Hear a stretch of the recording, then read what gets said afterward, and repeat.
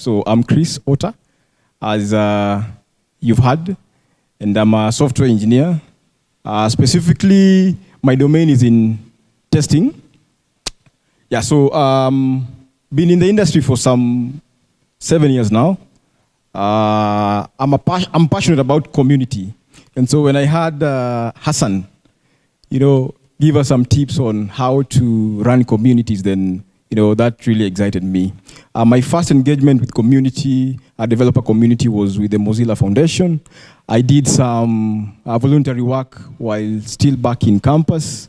And I think that was a big one for me because little did I know that my voluntary work would lead me into this field of tech.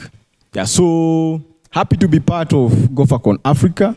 I hope everyone here is excited, just as I am. It's the inaugural GopherCon Africa, and so it's good for us to set some good pace.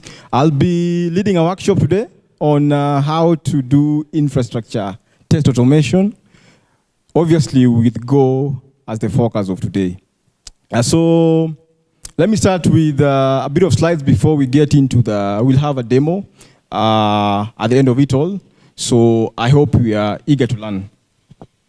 So this is a quote that caught my attention on Twitter. I'm not sure if anyone can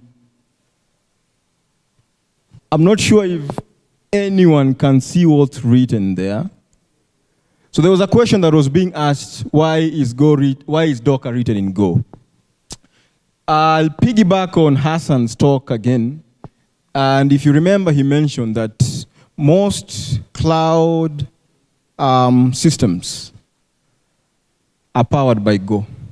So I picked Docker, which is a runtime. And, it democratized how we run containers.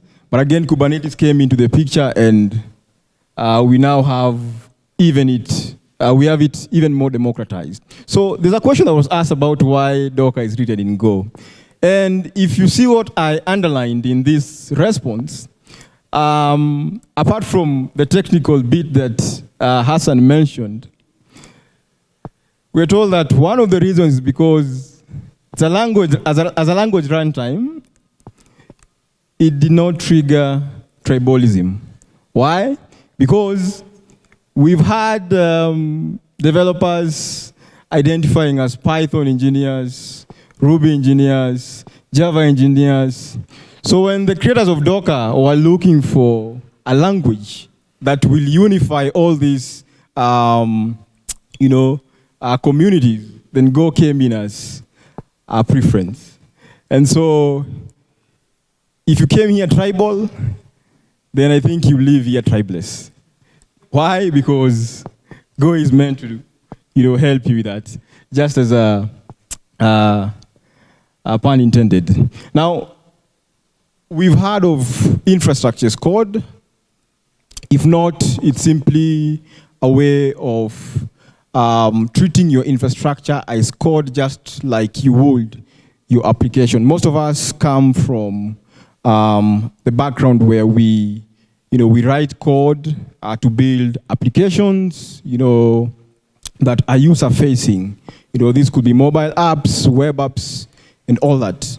So with infrastructure as code, we treat our infrastructure, and this includes the basic or the primitive resources.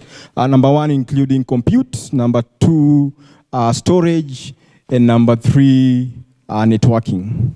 Everything else is built on top of either compute, networking, or storage.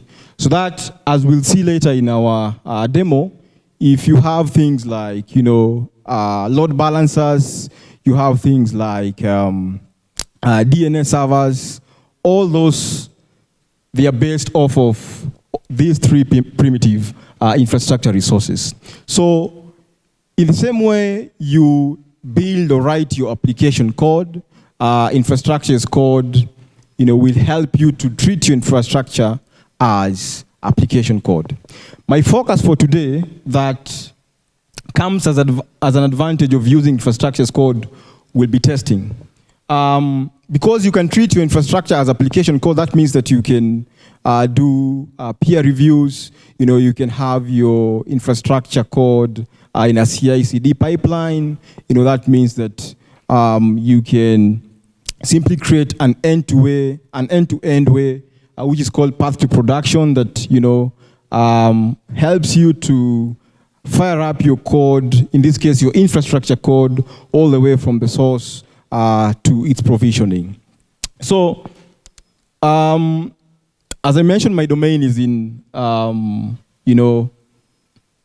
testing. So how can we test infrastructure?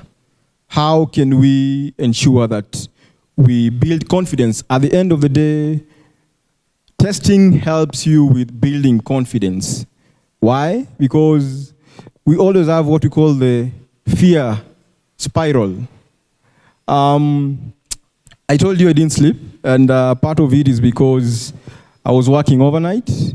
And my role as a software engineer in tests is to ensure that I bake in quality right from the beginning of the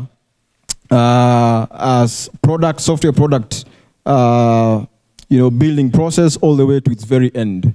And it's quite common for any engineer, if you work with quality assurance engineers here, I'm not sure most of us are in good terms with them. How many are in teams that they have separate quality assurance engineers? What's your relationship with quality engineers when it comes to testing your code?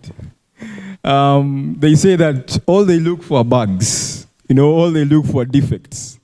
So if you as the engineer behind building the product, has the fear when it comes to your product being tested or your code being tested, then the question is, how can you ensure that as much as possible you reduce that fear factor? One of the ways is to test. You can do so manually or you can automate the process. So our focus for today will be to automate the process. So we've probably automated our test for our application code. So that means that we've along the way written unit tests, we've written integration tests, and we've also done end-to-end tests. So how can we do the same when it comes to infrastructure? And how can Go help us in achieving that? The first thing so we'll use Terraform as an example. In my earlier slide, I mentioned infrastructure as code, and Terraform is just among the many tools that, helps you write your infrastructure as code. So we'll use it as an example.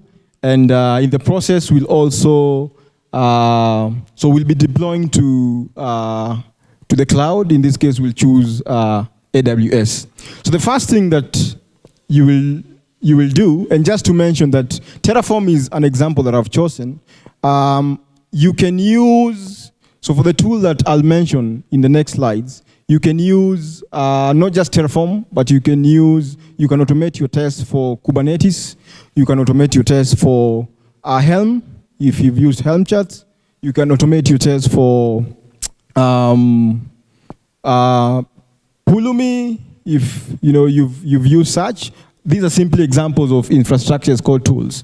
So Terraform is used here as an example because it's been there in the industry, and so hopefully most of you or some of you will be familiar with that. The first thing that you'll want to do, just like you do in while testing your application code, is to write composable modules. And not just composable, but composable and reusable modules. Hassan, you mentioned that you first started off with JavaScript, and as you might understand, and some of you also in the room might understand, JavaScript is mostly functional. And if I'm not sure anyone reads Eric Elliott's blogs on Medium. Eric Elliott. So Eric Elliott writes a lot about function composition. So in the same way you would compose functions, that means that if I have a function sum that adds two numbers, and I have another function multiply that multiplies two numbers, and I have another function, say subtract, that takes away two integers, then it's possible for me, depending on the chain of actions that I want to achieve, to compose those three functions. All right? So that makes it possible for me to compose the functions, and even possible for me to reuse the functions. You can achieve the same while using Terraform, and in this case, other infrastructures called tools. So the first thing you'd want to ensure for you to make it easy to automate your infrastructure tests is to build or write composable, reusable modules. So that means that all you need to do is, depending on the use case, plug in the module and use it for that particular use case. The next thing that you'll have to do, once you've written your composable and reusable modules, you can now come in and write your unit tests for your modules. You've written unit tests in your code, most likely. We'll see an example and how to do it in Go. So the same principle applies. Remember, I said infrastructure as code maps the design principles for application code so that you can use them in your infrastructure code. Last thing that we'll look at as far as this workshop is concerned is how to write integration tests for your cloud architecture. And we'll see what that translates to. So this is what we're going to test. As I mentioned, we have the user. In this case, you can think of yourself as one. So this is our simple architecture that we're going to test. So we have an elastic load balancer. We have an auto-scaling group. And we have a relational database system, that is MySQL. So all this is built on top of Amazon Web Services. All right, so some key takeaways to take note of. Number one, you can, as mentioned, do either manual testing or automated testing. So how would you do manual testing? In Terraform, that we're using as an example. Actually, there's no practical way for you to, the only practical way for you to manually test your Terraform code, and in most cases, other infrastructures code tools, is to deploy to a real environment. Now, if you've used Postman to test your APIs, you've used maybe localhost, you can't do that when it comes to most infrastructures code tools. Why? Because when it comes to deploying infrastructure, real infrastructure, you require a real environment. So that makes it almost impossible for you to use localhost so that you say it works on my machine, it doesn't work on someone else's. That's, you'll hardly hear of that when it comes to deploying infrastructure to the cloud. So the only practical way for you to deploy or for you to manually test infrastructure is to deploy to a real environment. And we'll see that. So in our case, we'll see how to apply our Terraform code and also destroy our Terraform code. Still on takeaway number one. So if I can just go back a bit to what we're going to test. As mentioned, we have an elastic load balancer, in this case, an application load balancer that simply distributes traffic to, so wherever the three dots there represent servers, in this case, EC2 instances that scale according to load, and they integrate with a database that stores persistent data. So how are we going to do our manual testing for the application load balancer from that simple architecture? So as you'll see later, our application load balancer listens for HTTP traffic. So one of the ways to test that manually is to use a tool like CURL or curl. I like calling it curl, so that you can test for the default action that application load balancer returns. In this case, the default action it does return is a 4.4. So when you run that code, and the LB DNS name there is a placeholder name for your application load balancer, domain and server, it will give you 404. So simply knowing what to expect and doing so manually is the easiest way for you to manually test your infrastructure code. So that's for the application load balancer. The second takeaway that you should at least observe is to habitually clean up your sandbox environment. Now this leads me to some other important points. So while doing manual testing and even automated testing, as we'll see, you should always ensure that, especially if you're working in whichever size of company, ensure that you work in a sandbox environment. So that means that each and every team, especially the testing teams, should have their dedicated sandbox environment that you can frequently, so develop a culture of cleaning your environment, lest you will incur unexpected costs. So it might not sound like a technical consideration to take, but when it comes to billing, I don't think anyone wants someone to play with your money. Yeah, so that's takeaway number 2. There are some 2 open source tools. I think your opening statement was around open source. So Cloud Nuke and AWS Nuke are some of the tools that you can use. For instance, that command will delete or purge all resources that are older than 48 hours. So that means anything more than 2 days, just purge them. So how do you validate your infrastructure code? If you've written unit tests, then you understand that your test will always end up with some kind of validation. So that means that you have expected behavior of what your test should do, so that if you're summing up 2 integers, then you will always end your test by saying assert this is true. So how do you validate your infrastructure code? As I mentioned, and that was very specific to the application load balancer, we used the CURL tool. We expected our default action to return a 4.4. There are a few examples I've used here. So if you're deploying something like a DB, a MySQL database, then how you manually test that is to use a database client for that specific database that you've deployed.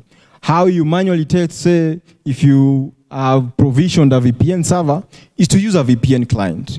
So it's important for you to understand the type of infrastructure that you're deploying, so that will inform the kind of validation that you will do. So not depending on the type of infrastructure you've deployed, the validation will vary.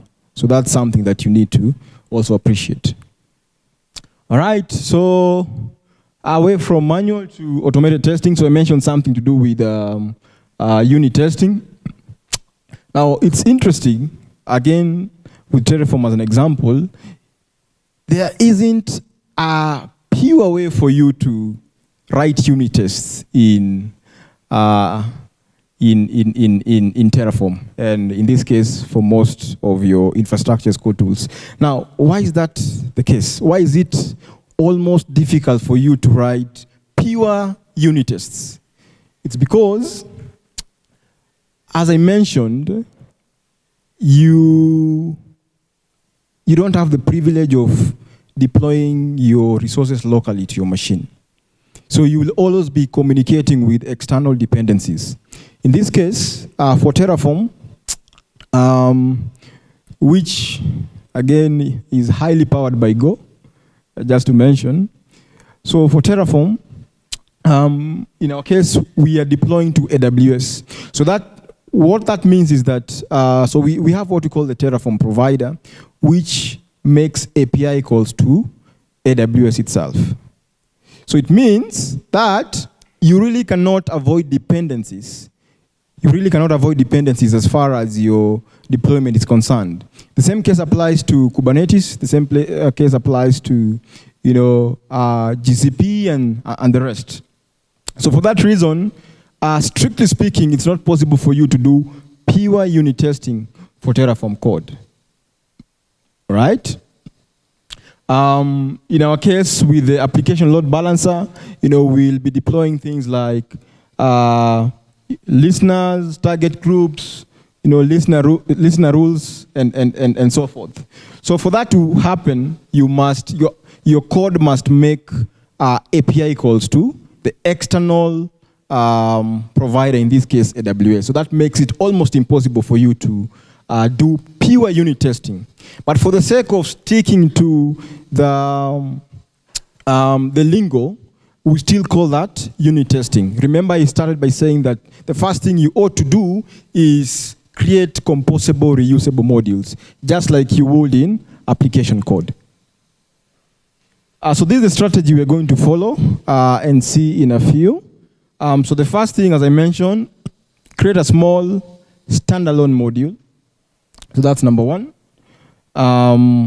Number two is to create an easy to deploy example for that module.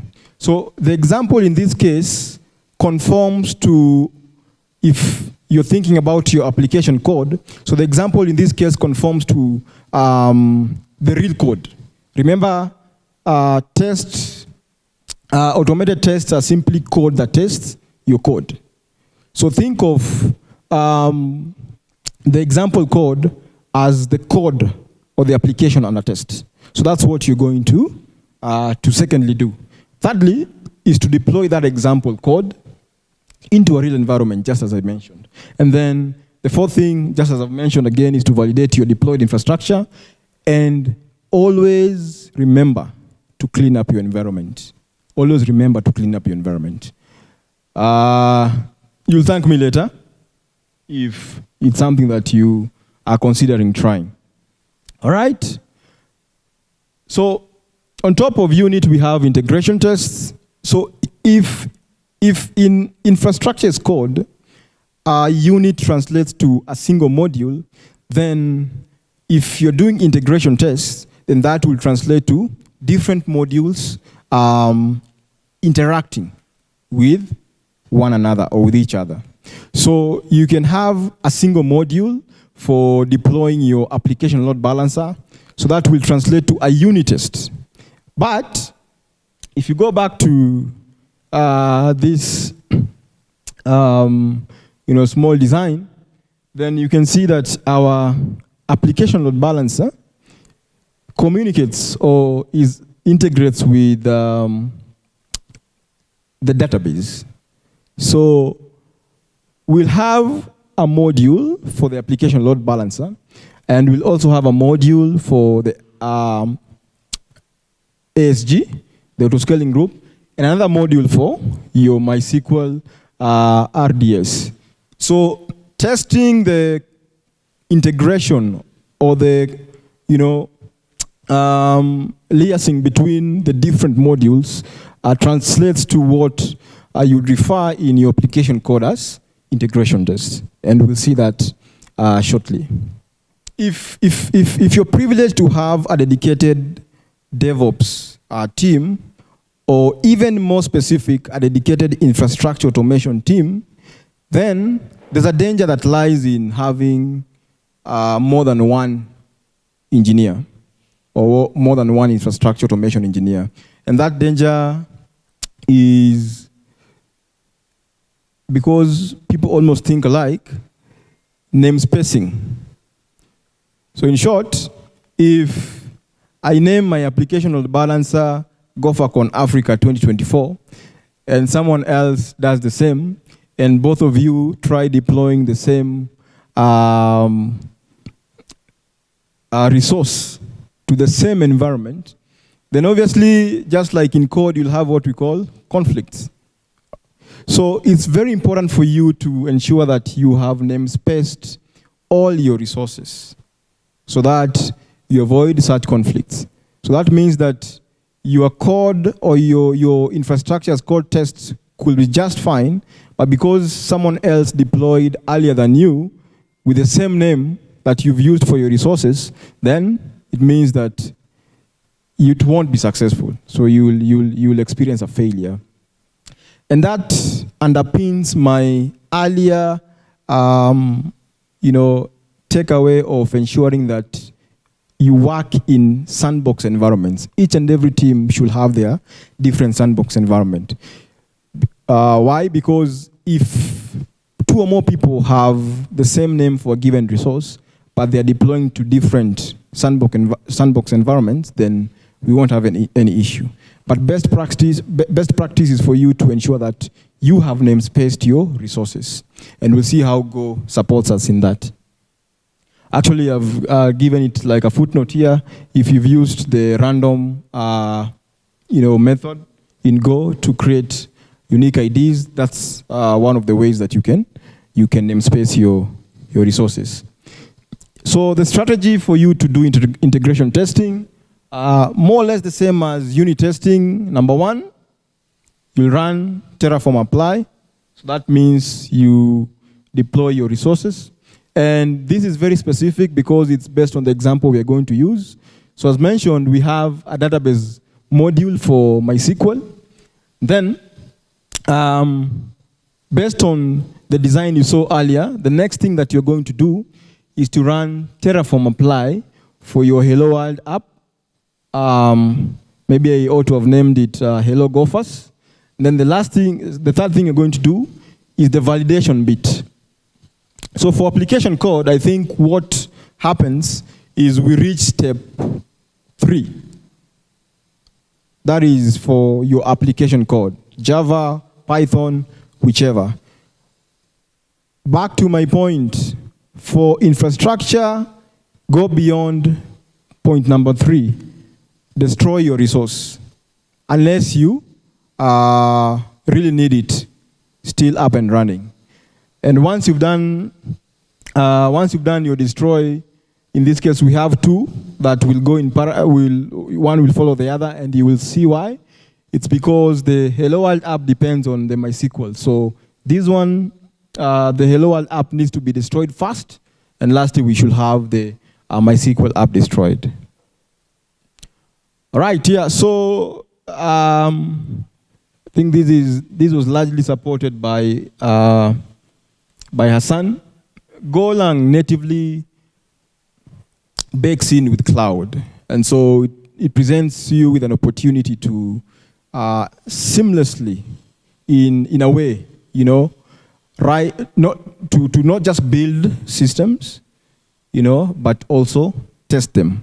So the nativity that comes with the Go programming language as far as cloud systems are concerned gives you an opportunity as a Go developer, not just to be a good engineer in terms of building Go products, and especially if your focus is on the cloud, providing cloud native solutions, but also ensure that you bake in quality by using the same language with its native testing capabilities to ensure that you write automated tests for your cloud resources. So I'll leave it at that for the talk.